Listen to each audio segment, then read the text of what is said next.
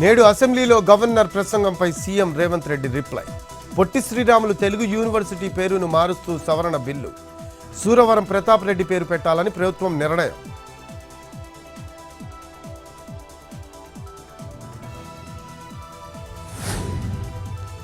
Assembly gate కూడా తాకలేవు అంటూ ఛాలెంజ్లు చేశారు.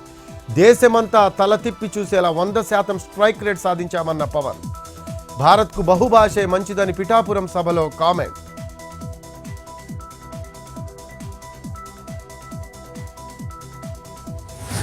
పవన్ను ఎవరైనా గెలిపించారు అనుకుంటే అది వారి కర్మ.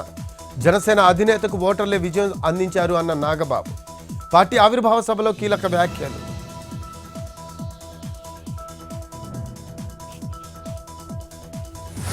టీడీపీలో గ్రూప్ రాజకీయాలకు తావివ్వకూడదు.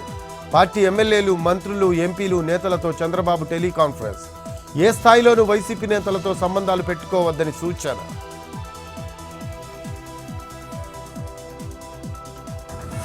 ఇరిగేషన్ మినిస్టర్ ఉత్తమ్తో వ్యవసాయ మంత్రి తుమ్మల భేటీ. సీతారామ ప్రాజెక్టు మిగిలిన పనులపై చర్చ. సత్తుపల్లి ట్రంక్ పనులు జనవరి నాటికి పూర్తి చేయాలని ప్రతిపాదన.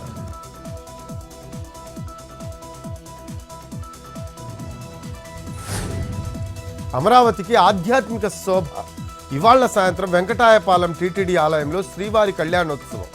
హాజరు కానున్న గవర్నర్ నజీర్, సీఎం చంద్రబాబు.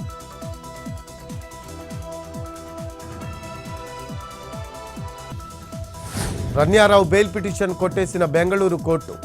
రన్యారావు స్నేహితుడు తరుణ్ రాజ్కు 14 రోజుల కస్టడీ. తరుణ్ రాజ్ను జైలుకు తరలించిన డిఆర్ఐ అధికారులు.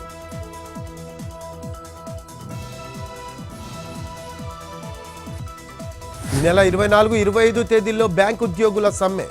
The United forum of bank unions ప్రకటన. ఐబీఏతో జరిపిన చర్చల్లో సానుకూల ఫలితం రాలేదని వెల్లడి.